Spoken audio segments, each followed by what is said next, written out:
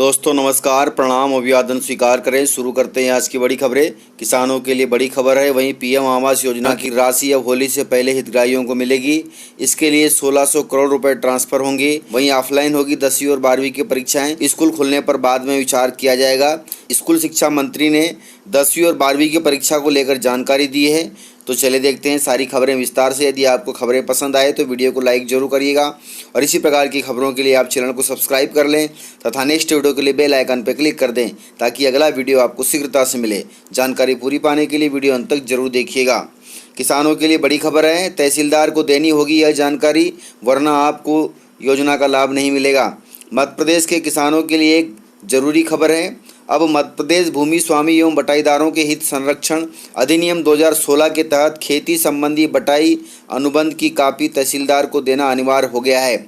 अगर कोई यह कॉपी जमा नहीं करवाता है और फसल क्षति की देय राहत राशि, बीमा राशि और कृषि उपज का उपार्जन के लिए दावा करता है तो शासन द्वारा इसे स्वीकार नहीं किया जाएगा, अर्थात इन योजनाओं का लाभ नहीं मिलेगा। सामान्य तौर से कृषकों और भूस्वामियों द्वारा अपनी भूमि अन्य व्यक्तियों को देकर खेती कराई जाती है, जिसे सामान्य तौर पर बटाई, सिकमी या अन्य स्थानीय नामों से जाना जाता है। इस संबंध में मध्य प्रदेश सरकार द्वारा मध्य प्रदेश भूमि स्वामी एवं बटाईदारों के हित संरक्षण अधिनियम 2016 के अनुरूप भूमि बटाई पर दिए जाने की मान्यता प्रदान की गई है।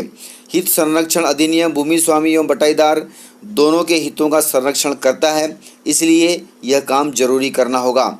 अब कोई भी भूमि स्वामी अपनी भूमि बटाई पर देने या किसी व्यक्ति द्वारा बटाई पर लेने की वैधानिकता तभी मानी जाएगी जब दोनों पक्षों के द्वारा मध्य प्रदेश भूमि स्वामी बटाईदारों के हित संरक्षण अधिनियम 2016 के नियम 4 के तहत अनुबंध निष्पादित किया गया हो और एक प्रति संबंधित क्षेत्र के को उपलब्ध कराई हो। मतलब आपको एक स्टाम्प बनाना होगा। यदि आप किसी को ज़मीन बटाई पर देते हैं या ज़मीन लेते हैं तो आपको स्टाम्प बनाना होगा, उस पर पूरी लिखा पढ़ी होगी और उसकी कॉपी एक तहसीलदार को देनी होगी। तभी जाकर के आपको कृषि राहत राशि, मुआवजा राशि, फसल बीमा तथा अन्य राहत राशि मिल सकती है, अन्यथा आपको इन योजनाओं का लाभ नहीं मिलेगा।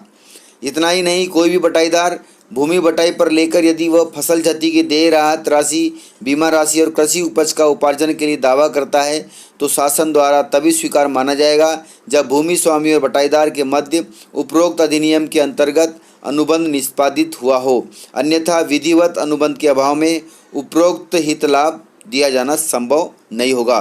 तो ध्यान रखिएगा आप इन सभी बातों का। यदि आप किसी से ज़मीन बटाई पर लेते हैं और उसमें खेती करते हैं या फिर किसी को बटाई देते हैं और उसमें खेती करवाते हैं तो आपको इन सभी चीज़ों का ध्यान रखना होगा और पूरा अनुबंध लिख करके, लिखा पढ़ी करके एक कॉपी तहसीलदार को देनी होगी। तभी जा कर के आप इन आपदाओं का, इन राहत राशियों का, इन योजनाओं का लाभ ले सकते हैं। वहीं अगली जानकारी है, पीएम आवास योजना होली से पहले मिलेंगे हितग्राहियों को 1600 करोड़ रुपए। यह दूसरी किस्त होगी। होली से पहले किसानों तथा आमजन के लिए बड़ी खुशखबरी है। पीएम आवास योजना की दूसरी किस्त जल्द आने वाली है। खास बात यह है कि प्रधानमंत्री मोदी खुद सिंगल क्लिक के माध्यम से यह राशि अंतरित करेंगे। यह आज मध्य प्रदेश विधानसभा में बजट सत्र 2021-22 के दौरान नगरीय विकास एवं आवास मंत्री भूपेंद्र सिंह ने कही। देरी के चलते कई जिलों के हितग्राहियों में आक्रोश देखने को मिल रहा है। इसी कारण विधानसभा में इस पर चर्चा हुई और उसका जवाब दिया गया। जबलपुर कैंट से भाजपा विधायक अशोक रोहणी ने पीएम आवास योजना को लेकर सवाल लगाया था और हितग्राहियों को दूसरी किस्त कब तक मिलने को लेकर विधानसभा में मुद्दा उठाया था। इस पर नगरीय विकास एवं आवास मंत्री भूपेंद्र सिंह ने जवाब दिया और कहा कि पीएम आवास योजना के हितग्राहियों के खातों में दूसरी किस्त के करीब 1600 करोड़ रुपए 12 मार्च को जमा होने की पूरी संभावना है। इस कार्यक्रम में प्रधानमंत्री मोदी सिंगल क्लिक के माध्यम से यह राशि अंतरित करेंगे, जिससे आमजन को लाभ होगा। बीते दिनों मुख्यमंत्री शिवराज सिंह चौहान के नेतृत्व में पीएम आवास योजना अंतर्गत मध्य प्रदेश के 1 लाख हितग्राहियों को उनके नए आवास में गृह प्रवेश करवाया गया था। इससे पूर्व सितंबर 2020 को प्रधानमंत्री नरेंद्र मोदी ने प्रदेश के 2 लाख हितग्राहियों को गृह प्रवेश करवाया था। योजना के अनुसार हितग्राहियों को मकान की इकाई लागत मैदानी जिलों में 1,20,000 रुपये पड़ती है तथा दूरस्थ पहुँचहीन दुर्गम पहाड़ी क्षेत्रों में यह राशि 1,30,000 रुपये होती है। इनका अनुदान 100% प्रधानमंत्री आवास योजना के तहत आमजन को दिया जाता है, जो किस्तों में दिया जाता है। तो बहुत अच्छी बात है। अब 12 मार्च तक 1600 करोड़ रुपए पीएम आवास योजना के हितग्राहियों को मिल जाएंगे ताकि वे अपना मकान पूरा कंप्लीट कर सकें और उसमें गृह प्रवेश कर सकें। वहीं अगली जानकारी है, ऑफलाइन होगी 10वीं और 12वीं की परीक्षाएं, स्कूल खोलने पर विचार चल रहा है। स्कूल शिक्षा मंत्री इंदर सिंह परमार ने यह बात कही है। सरकार की पहली प्राथमिकता है कि 10वीं और 12वीं की परीक्षा कराना, इसके बाद छोटे बच्चों के स्कूल खोलना। 10वीं 12वीं की परीक्षाएं ऑफलाइन होगी और इसके लिए सभी जरूरी तैयारियां कर ली है सरकार ने। ये बात शिक्षा मंत्री इंदर सिंह परमार ने कही। उन्होंने कहा कि मई में परीक्षा खत्म होने के बाद कोरोना संक्रमण को लेकर समीक्षा होगी, उसके बाद आगे की कार्रवाई होगी। इसके बाद ही स्कूल खोलने या बंद रखने का निर्णय लिया जाएगा। प्रदेश में एक बार फिर कोरोना के केस लगातार बढ़ रहे हैं। राजधानी भोपाल और इंदौर में इसका सबसे ज़्यादा असर देखने को मिल रहा है। ऐसे में हर सप्ताह समीक्षा की जा रही है, उसी के आधार पर बड़ी क्लास को खोले जाने का निर्णय लिया जाएगा, लेकिन छोटे बच्चों की क्लास को अभी नहीं खोला जाएगा। मंत्री परमार ने यह भी कहा कि अभी तो परीक्षाएं आयोजित करवाना हमारी पहली प्राथमिकता है। सरकारी और निजी दोनों ही स्कूल के लिए गाइडलाइन जारी की गई है। जहां तक 10वीं और 12वीं क्लास की परीक्षा का सवाल है, वे ऑफलाइन भी हो सकती हैं। उन्होंने कहा कि यह बच्चों के भविष्य का सवाल है। हालांकि निजी स्कूलों को एग्जाम और अन्य क्लास की परीक्षा को ऑनलाइन और ऑफलाइन दोनों तरह से कराने की छूट है।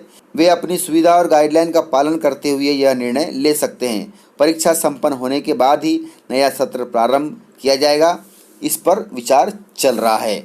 मंत्री ने कहा कि अभी तक निजी स्कूलों पर अंकुश लगाने के लिए कोई दिशा निर्देश या कानून नहीं बनाया गया है।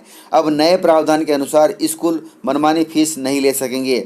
अगर कोई स्कूल फीस बढ़ाता है तो उसे पहले प्रशासन से इस बात की अनुमति लेनी होगी और फीस बढ़ाने का कारण बताना होगा, तभी वह स्कूल फीस बढ़ा सकता है। इस प्रकार से जानकारियाँ थी, 3 बड़ी खबरें थी आप सभी से जुड़ी हुई।